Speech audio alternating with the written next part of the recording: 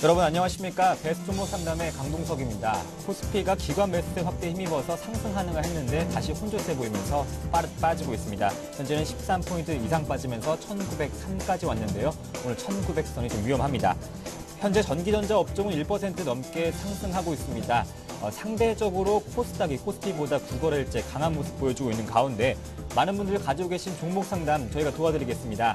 두 가지 방법으로 참여하실 수 있는데요. 02-3153-2610번 또는 013-3366-0110번으로 문자 주시면 저희가 종목 상담을 도와드리겠습니다. 네, 오늘 저와 함께 베스트 종목 상담 함께해 주실 두 분의 전문가 모셨는데요. 동부증권 일산지점의 박성일 연구원, 또 라이징스탁의 홍희진 팀장님 나오셨습니다. 안녕하십니까? 네, 반갑습니다. 네, 본격적으로 종목 상담 진행해 보겠습니다. 먼저 첫 번째 전화 연결되어 있는데요. 받아보겠습니다. 시청자님 안녕하십니까? 네, 안녕하세요. 네, 전화 주셔서 고맙습니다. 네, 수고하십니다. 네, 장이 많이 안 좋아서 참 속상하시죠? 네. 네, 가지고 계신 종목과도 비중 저에게 알려주세요. 네, 두산 인프라코 20%입니다. 네, 두산 인프라코를 20%에 얼마에 매수하셨어요? 28,000원이요. 28,000원에 매수하셨으면 지금 18,450원. 손해가 좀 크신데요. 어떤 점이 네. 궁금하세요? 얼마까지 내려갈는지 걱정이 되고요. 네. 또 그냥 가지고 있어야 되는지 없어야 되는지 그것도 궁금하고 그럽니다. 저 장이 참 많이 빠지니까 이거를 가지고 있어야 되나 어떻게 손절을 해야 되나 참 궁금하실 텐데요. 네. 저희가 그 점을 좀 유념 깊게 상담 도와드리겠습니다. 네, 감사합니다. 네, 힘내시고요. 네. 네. 다음은 박성일 연구원님이 한번 풀어주시겠습니다. 두산 인프라코어 손절해야 되나요? 아니면 좀 더 가져가 볼까요? 예, 두산 인프라코어는 조금 더 가져가시는 게 맞겠다라는 생각을 하고 있습니다. 오늘 시장 같은 경우는 시장이 전반적으로 안 좋은 것도 있지만 아무래도 주말에 지준율을 인하했음에도 불구하고 중국 경기가 반등을 하지 못하면서 두산 인프라코어를 비롯한 중국 관련 내수주들이 하락하는 모습을 좀 보여주고 있는데요. 중장기적으로 봤을 때는 펀더멘털에는 이상이 없습니다. 미국, 중국 그리고 유럽 쪽 매출 모두 호조를 보이고 있고 중국 쪽이 조금 안 좋은 상황에서 지금 현재 경기 부양에 대한 의지와 정책들을 내놓고 있는 중국의 경기를 봤을 때는 중장기적으로 끌고 갔을 때 두산 인프라코어는 지금 매수하신 가격인 28,000원보다도 20% 이상은 충분히 상승할 수 있는 여력이 있습니다. 문제는 뭐냐고 하면 일단 전반적으로 지수가 좋지 않은 상황에서 두산 인프라코어 같은 경우는 공매도 집중이 될 수밖에 없는 종목이죠. 자본금이 조금 크고 외국인들 그리고 기관들이 공매도를 조금 주로 하는 종목이기 때문에 투심이 안 좋은 상황에서 주가 하락은 조금 더 부추겨질 수 있다라고 생각을 좀 하고 있지만 지금 현재 상황에서 매도를 하시기엔 조금 늦은 상황이고요. 조금 더 가져가 보면서 다른 전략으로 하시는 게 좋을 것 같다라고 말씀을 드리겠고 빠진다고 봤을 때는 16,000원 선 정도를 계산을 하고 있습니다. 개인적으로 이제 지수가 멈출 수 있는 구간이라고 생각하는 건 1860부터 1900 사이 정도 구간에서는 바닥이 어느 정도 형성이 될 거다라고 생각을 하고 있는데 그때까지는 조금 더 인내를 하시거나 비중을 10% 정도 늘려가시는 전략이 좋겠다라고 말씀드리겠고요. 장기적으로 봤을 때 지금 현재 중국이 정책적으로 봐서 경기 부양에 대한 의지를 내놓는 게 실물 경기에 미치는 건 6개월 후 정도가 될 것 같습니다. 그렇기 때문에 6개월 그리고 12개월 정도 중장기적으로 본다고 하면 중국 경기 반등 모멘텀으로 인해서 두산 인프라코어의 주가는 다시 한번 상승할 수 있다고 말씀드리겠습니다. 네, 속상하시겠지만 그래도 힘내십시오. 다음 문자도 한번 저희가 소개해드리겠습니다. 0833번님이 보내주셨습니다. 종목은 SL이고요. 매수가가 21,650원에 비중이 30%입니다. 아무래도 차 부품주는 그동안 강한 모습 보여줬었고 또 홍희진 팀장님도 좋다고 말씀하셨었는데요. 상담 부탁드릴게요. 그렇습니다. 지난주 금요일 날 기아차가 플러스권이고 오늘은 좀 하락을 하고 있죠. 완성차 업체가 그렇게 시장 대비 강한 흐름이 좀 나타나고 있기 때문에 일단은 부정적으로 생각하실 필요는 없을 것 같습니다. 근데 문제는 여기서 이제 1900이 이탈이 되면은 아무래도 그동안은 잘 버텼던 삼성전자나 그러니까 자동차, 그러니까 이들 업종에 대해서 하락세가 조금 더 커질 수 있다는 게 가장 큰 우려겠죠. 그래서 그동안에 잘 버텼지만 아무래도 무너지면은 한 번에 좀 무너질 수 있는 그림도 좀 나와줄 수 있기 때문에 그 그림이 가장 조금 부정적이다라고 좀 보시면 될 것 같습니다. 그렇기 때문에 아무래도 좀 종목에 대한 부분보다는 시장에 대한 지금 리스크 관리가 좀 필요하지 않나라고 생각이 되는데 일단 외국인 같은 경우는 530억 정도 매도를 좀 보이고 있죠. 근데 이제 기관 같은 경우도 매수해서 매도 전환이 됐습니다. 이제 그 부분은 상당히 좀 부정적인데 일단은 지금 오후장 들어서 1,900원에 대해서 이탈이 되더라도 아무래도 지금 좀 기관의 매도라든지 외국인의 매도가 좀 커지지만 않는다면 좀 긍정적이긴 하지만 일단은 상당히 좀 큰 900이 이탈이 되면서 오늘 장을 좀 마감을 한 다음에 일단은 동사의 지금 가격과는 상관없이 추가적인 좀 리스크 대응이 좀 필요하지 않나라고 좀 보고 있습니다. 그렇기 때문에 아무래도 종목 자체보다는 시장에 조금 더 포커스를 맞추시는 게 좀 좋을 것 같고요. 그 다음에 21선이죠. 18,800원. 지금 21선이 이탈이 되면 아무래도 역별 상태인 종목이 21선이 이탈이 되면 추가적인 하락에 나와줄 수밖에 없습니다. 그렇기 때문에 현재로서는 일단 21선을 마지노선으로 잡고 이탈 시에는 전량 매도하시는 전략이 바람직하겠다라고 생각이 되고요. 그 다음에 1차적인 목표가는 매수하신 가격이죠. 지금 21,500원 정도, 21,500원 정도로 1차 목표가를 좀 잡으셔가지고 그 구간에서 매도할지 아니면 홀딩할지는 조금 더 지켜보시고 난 뒤에 지금 판단해 보기로 하고, 근데 이제 가장 중요한 것은 지지선이다. 그러니까 지금 21선이 이탈이 되는지 안 되는지 이 부분만 좀 체크를 하시는 게 상당히 좀 좋지 않나 좀 말씀드리겠습니다. 근데 이제 중요한 부분은 제가 손절 라인에 21선을 잡아드렸는데 21선은 이탈이 돼도 지금 미련 때문에 못 파시는 분들이 많습니다. 중요한 건 뭐냐면요. 시장의 강도지 종목에 갖고 있는 펀더멘탈에는 그런 게 아닐 수도 있거든요. 그렇기 때문에 21선이 이탈이 된 뒤에는 확실하게 매도를 하신 뒤에 나머지 종목은 다시 보시거나 타이밍을 재공략하시는 게 현재로서는 가장 리스크 관리가 좀 필요한 구간이만큼 확실한 방법이 아닌가 한번 말씀드릴 수 있을 것 같습니다. 네, 홍의진 전문가님 말씀 잘 참고하셔서 또 투자 계획 세우시기 바라겠습니다. 다음 문자도 소개해드리겠습니다. 5236번님이 보내주셨고요. 저희가 종목은 저번에도 한번 도와드린 종목인데요. MDS테크입니다. 매수가가 15,300원에 비중이 50%인데요. 최근 자동차 산업에서 본격적인 전자장비 투자 늘리고 있는 가운데 MDS테크 전반적으로 모든 게 궁금하다고 하시는데요. 박성일 연구원님 어떻게 보십니까? 예, 전반적으로 말씀을 좀 드려보자고 하면 지금 현재는 이제 펀더멘털이 강화가 되고 있는 시장이죠. 펀더멘털에 의심이 되는 기업들은 기관 외국인의 집중 매도를 좀 받게 되어 있는데 1분기 실적만 해도 100억 이상 나오면서 아주 양호한 모습 보여주고 있고요. 시가총액도 1,300억 정도밖에 되지 않기 때문에 충분히 앞으로 성장성은 있습니다. 지금 하고 있는 사업들 대부분을 보면 기존에 하고 있던 IT 솔루션 사업을 제조업과 조금 결합을 해서 자동차, 뭐 항공 이런 데 선박 다 모두 응용을 좀 하고 있는데 앞으로 이렇게 변화되는 시대를 생각을 해본다고 보면 성장성 자체는 아주 100점 만점을 주고 싶은 우수한 기업이다라고 말씀을 좀 드리겠습니다. 차트를 좀 보면서 설명을 이어가 보면 그동안 추세가 훼손되지 않고 계속 올라오는 모습을 보여줬습니다. 21선 지지를 받으면서 1차적으로 상승을 했고요. 그 이후에는 조정을 받은 이후에는 61선을 훼손하지 않고 다시 한번 계속 올라가는 모습을 보여주고 있기 때문에 아직까지는 추세가 훼손되지 않았기 때문에 홀딩할 수 있는 구간이다라고 말씀을 좀 드리겠지만 시장 상황이 조금 어렵죠. 그렇기 때문에 너무 많은 욕심보다는 중장기적으로 봤을 때 지금 수익이 괜찮다라고 하시면 매도를 하시는 것도 좋지 않나라는 생각을 좀 하고 있고요. 매수하신 가격대가 지금 아주 좀 늦게 매수를 하셔서 15,300원 정도라고 하셨는데 지수가 조정을 받고 MDS테크가 눌림목 구간에 들어왔을 때 조금 더 물타기를 하시거나 비중을 늘렸으면 좋겠는데 비중이 너무 많으시네요. 50%라고 하면 대응을 하기 조금 어렵기 때문에 올라왔을 때 조금 더 비중을 축소를 해두시고요. MDS테크의 성장성 펀더멘털이 아주 훌륭하다고 하더라도 지금 현재 외국인 그리고 기관의 수급이 좋지 않은 장이기 때문에 얼마든지 어떤 종목이든지 싸게 사실 수 있는 기회가 있습니다. 그렇기 때문에 상승 시에는 비중 축소를 좀 말씀을 드리겠고요. 기관이나 외국인 수급이 너무 좋기 때문에 중장기적으로 봤을 때는 2만 원까지도 충분히 갈 수 있다라고 말씀드리겠습니다. 네, 좀 긍정적인 의견 내주셨는데요. 참고하시면 좋을 것 같습니다. 네, 다음 두 번째 전화 연결 받아보겠습니다. 시청자님 안녕하십니까?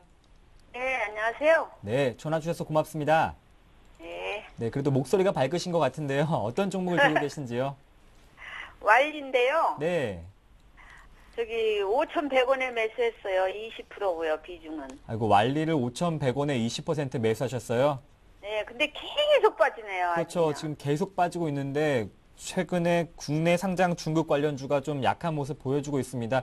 조금은 지금은 정도에 매수하셨으면 좋았을 텐데 라는 생각도 드는데요. 어떤 점이 궁금하세요? 계속 빠지니까요. 네. 어떻게 되는 건지 중국주라서 잘 볼 수도 없고 그렇죠. 걱정이 많으네요. 장이 너무 안 좋으니까 지금 이 종목 매수가까지 올 수 있는 건지 기다리면 네. 지금이라도 그냥 매도를 해야 되는 건지 그게 궁금해요. 저 오늘 손절해야 되나 이렇게 문의하신 분들이 참 많은데요. 저희가 그 점 좀 유념해서 상담을 도와드리겠습니다. 좀 더 궁금하신 점 또 있으세요? 네, 저기 목표가를 좀 정해 주시면. 네, 목표가 설정도 함께 도와드리겠습니다. 네, 네, 끝까지 시청해주세요. 고맙습니다. 네, 감사합니다. 네, 홍희 팀장님 네. 완리를 5,100원에 비중이 20%라고 하시는데요. 아, 손절가 또 목표가도 함께 궁금하신 것 같아요. 가지고 있어야 하나 팔아야 하나 고민하신 것 같은데요. 그렇습니다. 상담해 주시죠. 자, 일단은 지금 말씀하신 대로 앵커님께서 네. 좀 전에 언급을 해주셨죠. 우리나라 지금 상장 내 중국 관련 기업들이 상당히 좀 이미지가 좋지는 않습니다. 그러니까 재무적으로 지금 회계적으로 봤을 때 좀 장난치는 경우가 상당히 좀 많기 때문에 그 부분이 상당히 좀 악재를 좀 작용을 하고 있고, 얼마 전에 뭐 성룡광정투자 상장 폐지 실질 심사에 들어갔죠. 그런 측면에서 봤을 때 중국 관련 기업들이 상당히 좀 이미지가 안 좋기 때문에 주가가 좀 저평가가 돼 있고, 그다음에 거기서 중국 뭐 경기라든지 국내 시장이 좋지 않기 때문에 그 영향도 지금 같이 받고 있다라고 좀 보시면 될 것 같습니다. 근데 이제 중요한 부분은 뭐냐면 완리 같은 경우는 그래도 지금 재무적으로는 상당히 조금 우량한 그런 기업이다라고 좀 보시면 될 것 같고요. 그다음에 지금 최대 주주죠. 그러니까 지금 최대 주주 같은 경우에는 지금 61% 비중을 좀 갖고 있고, 그다음에 한국산업은행 쪽에서도 13%의 비중을 갖고 있습니다. 그다음에 KB 자산운용에서도 이번에 좀 지분을 늘렸습니다. 그러니까 지금 주식이 빠졌을 때 오히려 지분을 좀 늘리면서 조금 더 어느 정도 조금 이 종목이 좀 신뢰감이 있다라는 거 좀 입증을 했다라고 좀 보시면 될 것 같은데,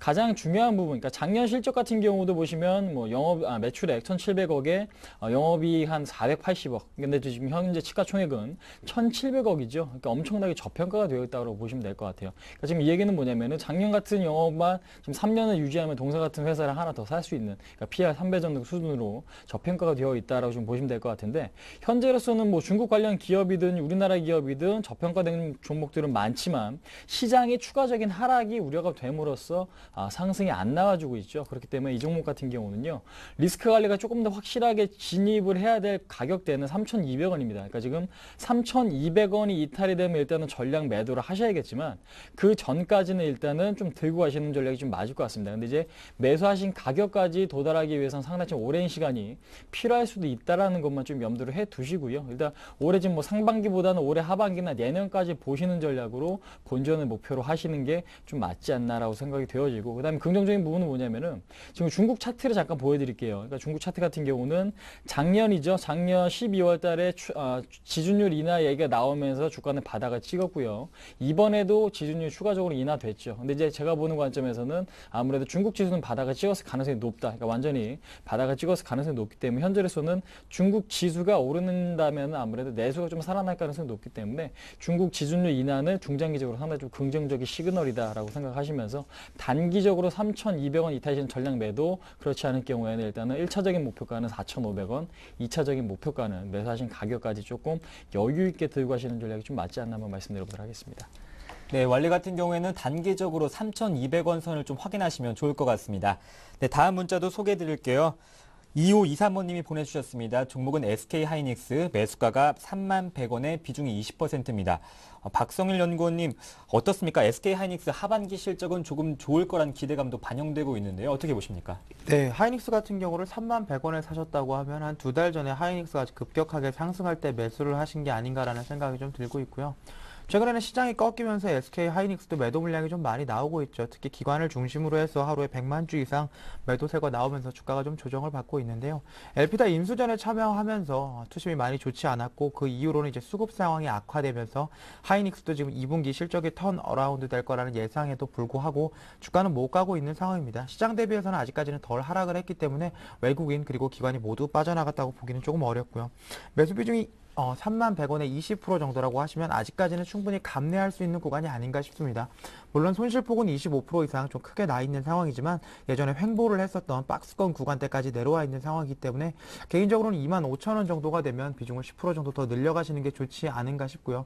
하이닉스 같은 경우는 D램 가격이 지금 1불 2달러 정도로 회복을 했기 때문에 중장기적으로 봤을 때 영업이익률 10% 정도의 회복세는 어느 정도 가능하다라고 생각을 하고 있습니다. 그래서 올 하반기까지는 분명히 가져갈 만한 종목이다라고 좀 말씀을 드리겠고요.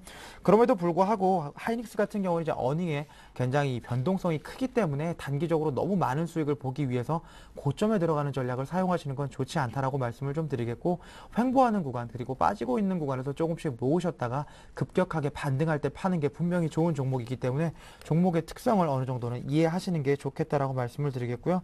단기적으로 손절 라인은 24,000원 정도 제시를 해드리겠고, 목표 주가 같은 경우에는 물타기를 하신다고 하면 3만 원에서 빠져나오는 게 좋을 것 같고 아주 장기적으로 봤을 때는 이제 증권사들 목표 주가가 33,000원에서 4만원 다양하게 있다고 하지만 가장 하단권인 33,000원 정도에서 매도를 하시고 하이닉스는 지켜보는 게 낫겠다라고 말씀드리겠습니다.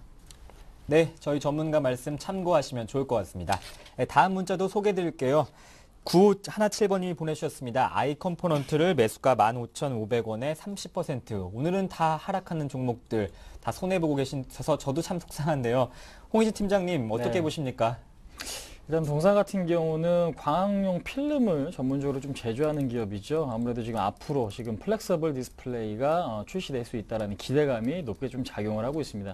근데 중요한 부분은 뭐냐면요. 하반기 양산에 들어간다고 하더라도 지금 현재는 일단 기대감으로 주가가 지금 급등을 하고 있다는 부분이겠죠. 근데 이제 여기서 뭐 매도를 해야 되나 아니면 홀딩을 해야 되나 그러니까 그 관점으로 봤을 때 제가 볼 때 지금 매수하신 가격이 15,500원 상당히 좀 높은 가격에 매수를 하셨죠. 근데 이제 중요한 것은 아무래도 그 가격까지 오기 위해서는 뭔가 모멘텀이 좀 강화가 되거나 시장 상황과는 좀 상관없이 모멘텀이 좀 강화가 돼야 될 것 같은데 상당히 조금 애매한 구간이 좀 놓여 있는 것 같습니다. 근데 오늘 같은 경우도 121선을 좀 뚫어낼 수 있을지 아니면은 여기 그러니까 지금 121선을 이탈을 하면서 다시 한번 좀 밀릴지는 좀 더 지켜봐야겠지만 비중 조절은 좀 필요한 구간이 아닌가라고 생각이 되어집니다. 아무래도 오늘 뭐 상한가 추가적인 뭐 상한가에 안착할 가능성도 높겠지만은 윗꼬리가 달리면서 다시 한번 음봉을 그릴 가능성도 있거든요. 예, 그런 측면에서 봤을 때 절반의 비중은 아무래도 조금 더 시간이 걸릴 수가 있기 때문에 현재로선 제가 보는 관점 일단 현재 구간에서 절반의 비중을 줄이신 다음에 나머지 절반만 일단은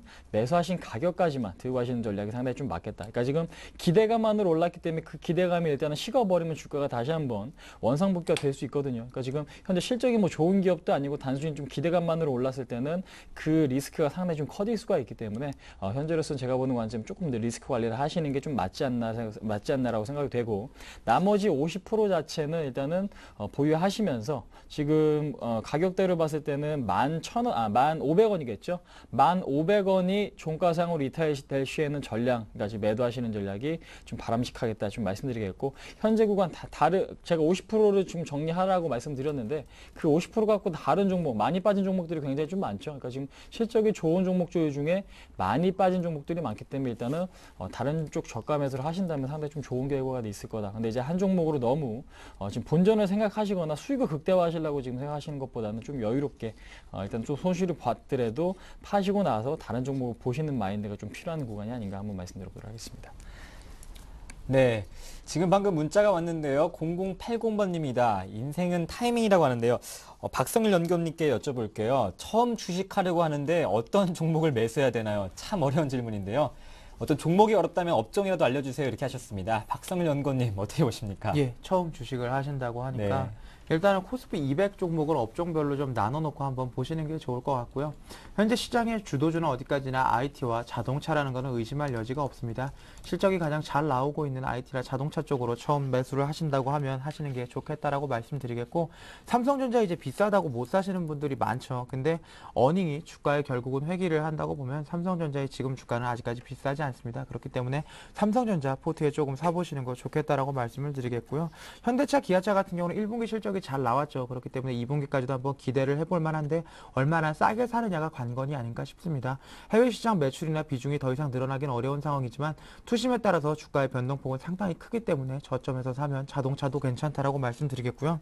철강이나 화학 쪽 같은 경우는 중국의 재고가 소진이 되지 않는다고 하면 중기적으로도 가기 어렵기 때문에 철강, 화학은 조금 배제를 해두시고 항공이나 여객 같은 경우에는 원화가 강세로 간다고만 하면 지금 현재 국제유가가 많이 빠져 있는 상황에서 비용은 좀 줄었고요. 여객 수요는 나쁘지 않기 때문에 원화 쪽 강세가 된다고 하면 항공이나 여객, 모두투어나 대한항공, 아시아나항공 그리고 하나투어 정도는 집중 있게 보시면 좋을 것 같고요. 지수가 어렵기 때문에 지수 방어적 성격을 하고 있는 게임빌, 특히 성장성이 많이 좋아지고 있는 모바일 게임 쪽에서 이제 게임빌이나 컴투스를 보시는 게 좋겠다라고 말씀드리겠습니다. 결론 말씀드리면 주도주 중에서 한 주 정도 편입을 하시고요. 그다음에 중립적인 성격을 갖고 있는 대한항공이나 뭐 여객, 운수 쪽에서 하나 편입을 하시고 음식류나 게임같이 지수 방어주 하나 편입하시면 좋겠다라고 말씀드리겠습니다. 네, 어렵지만 종목 참고하시길 바라겠습니다. 성공 투자하시고요. 네, 다음 문자 이어서 소개해드리겠습니다. 4562번님이 보내주셨고요. 에듀박스입니다. 980원에 50% 떨어져서 걱정입니다 하셨는데요. 박성일 연구원님이 상담 도와드릴게요. 네. 예. 에듀박스 같은 경우는 국내에서 교육을 하고 있는 업체인데요. 최근 같은 경우에는 이제 대선에서 대부분 이제 교육 관련 얘기들이 나오면 에듀박스, 청담 러닝, 뭐 대성 디지털 모두 오르는 모습을 좀 보여줬는데 최근에는 그런 모습들이 많이 없죠. 이런 것들은 대선 관련돼 갖고 이슈들이 많이 죽어 있는 상황에서 대선주 자체도 되지 않는데 그에 대한 파급 효과를 받고 있는 주식들이 될 만한 확률은 크지 않습니다. 그렇기 때문에 지금 상황에서 하락을 멈추기는 조금 어렵고요. 재무 구조상 봤을 때는 자본 잠식이 이루어지고 있기 때문에 중장기적으로 봤을 때도 일단은 빨리 매도를 하시는 게 조금은 좋지 않을까라는 생각을 좀 하고 있고요. 지금 700원이라고 한다면 매수하신 가격대 대비해서 20% 이상 손실이 좀 나섰을 텐데 금액이 좀 크지 않다고 하시면 지금 당장 매도를 하시는 걸 조금 권유를 해드리겠고 금액이 조금 크다고 하시면 아무래도 정책 관련된 이야기가 나올 때까지 반등 구간을 좀 노리셔야 될 텐데 그렇다고 하더라도 800원을 넘어서기는 좋지 않습니다. 4월달, 3월달 같은 경우에는 저가주가 상당히 좋았죠. 시장이 좀 어려워지면서 개인들 자금들이 저가주 쪽으로 많이 몰려서 에듀박스 같은 경우에는 1,000원 이상 올라가는 기염을 토하기도 했지만 지금 시장 같은 경우에는 저가주 쪽으로도 개인 매수세가 가지 않고 전반적으로 현금화 그리고 지수를 피하려는 심리가 강하기 때문에 지금 현재는 매도를 고려하시는 게 맞는 시점이다라고 말씀드리겠습니다. 네, 잘 알겠습니다. 다음은 홍희진 팀장님이 상담 도와드릴 텐데요. 종목은 다음입니다. 10만 4천 원에 매수하셨고 비중이 40%입니다. 오르더니 내리네요 이렇게 하셨는데요. 다음은 NHN과 비교하면 좋을까요? 홍희진 팀장 어떻게 보십니까? 네, 일단은 지금 다음 같은 경우 매수하신 가격 대비는 수익을 좀 보고 계십니다. 근데 이제 문제는 뭐냐면 앞으로의 성장성에 상당히 좀 의심이 되고 있죠. 그러니까 지금 국내 시장 같은 경우도 뭐 지금 포털, 그러니까 검색 시장에서 여기서 추가적인 성장이 나오기 위해서는 뭔가 좀 필요한데 다음 같은 경우는 그게 상당히 좀 어렵다. 그러니까 지금 네이버가 독보적으로 조금 지금 차지를 하고 있고 네이버 같은 경우에도 지금 영업이익률이 전년 동기보다 좀 하락을 했습니다. 그런 측면에서 봤을 때 과연 포털 업체가 추가적인 성장을 할 수 있을까라는 의문이 시장 참여자들에게는 있죠. 그렇기 때문에 현재 뭐 실적 대비 뭐 저평가 아니면 성장성 고려해봤을 때 저평가인 생각이 들어도 수급 자체가 좋지 않다라는 것은 일단은 리스크 요인이다라고 이해하시면 될 것 같아요. 그래서 동사 같은 경우는 일단은 뭐 수급 잠깐 보시면요, 외국인들의 지분은 늘어나고 있다라는 거 긍정적이죠. 근데 이제 단기적으로 봤을 때 기관의 매도가 좀 지금 증가하고 있다라는 거는 일단은 좀 악재 요인입니다. 근데 이제 흐름 자체가 시장보다는 나쁘지 않거든요. 그러니까 지금 그러니까 지금 호흡 자체를 굉장히 좀 너무 빨리 갖고 가시는 것 같아요. 그러니까 지금 얼마 전에 뭐 급등을 했는데 오늘 빠진다 그래갖고 왜 빠지냐라고 지금 불안해 하시는 것 같은데 그 심리 자체가 지금 없으셔야 주식에서는 돈을 버실 수가 있습니다. 그런 측면에서 봤을 때 현재 일단은 5일선이죠. 10만 7천 원, 7만 7천 원 이탈되면 일단 전량 매도 하시고요. 1차적인 목표가, 그러니까 11만 5천 원, 지난주 금요일이죠.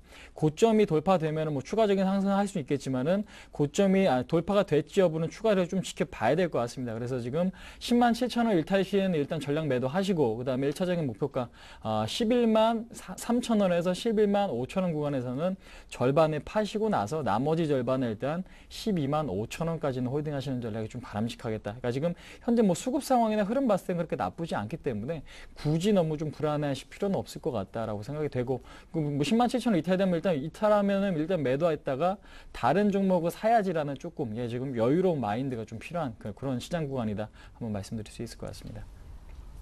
네, 너무 일일비하지 마시고 좀 끈기 있게 투자하시길 바라겠습니다. 네, 이상으로 종목 상담을 마치고 뉴스 전해드립니다.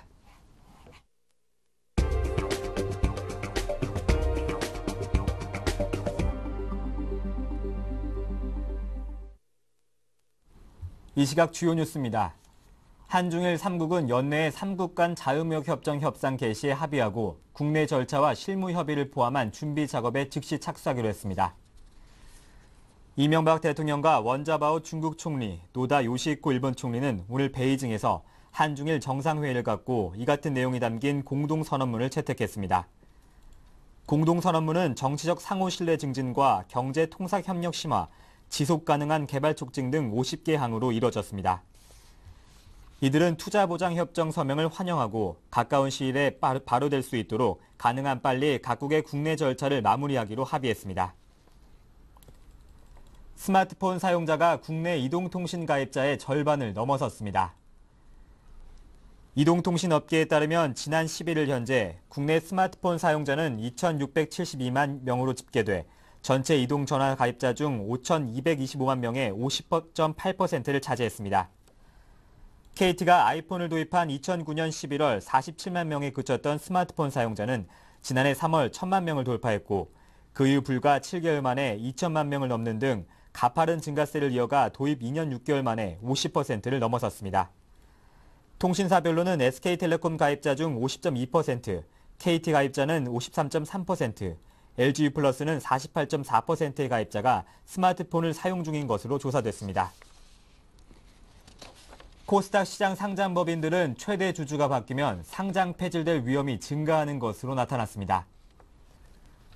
한국거래소가 올 들어 지난 8일까지 상장 폐지된 코스닥 상장법인과 최대 주주 변경 산장법인을 비교 분석한 결과 코스닥 시장 전체 법인 중 상장 폐지된 비율은 2.06%였는데 최대 주주가 바뀐 경우 상장법인의 상장 폐지 비율은 5.88%로 2배 이상 높은 것으로 조사됐습니다.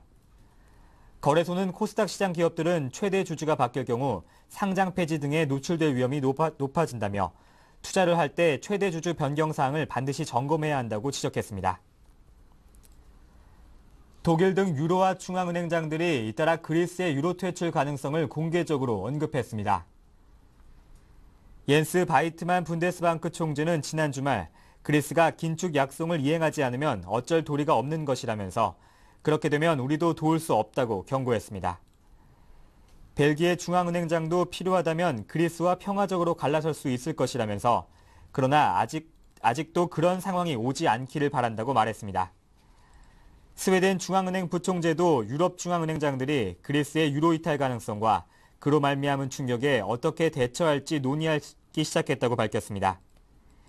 유럽연합의 경제통화 담당 집행위원도 유럽이 2년 전보다는 그리스의 이탈 가능성에 훨씬 더 탄력적인 입장이라고 말했습니다. 네, 오늘 베스트 종목 상담 수고해주신 두 분은 동부증권 일상지점의 박성일 연구원, 또 라이징스탁의 홍희진 팀장님과 함께했습니다. 고맙습니다. 감사합니다. 네, 저희 서울경제TV 샘플러스에서 28일 양순모 나정우 전문위원이 세미나를 개최합니다. 여러분들의 많은 관심과 사랑 부탁드리겠습니다. 네, 저희가 준비한 소식은 여기까지입니다. 저희는 내일 다시 뵙겠습니다. 고맙습니다.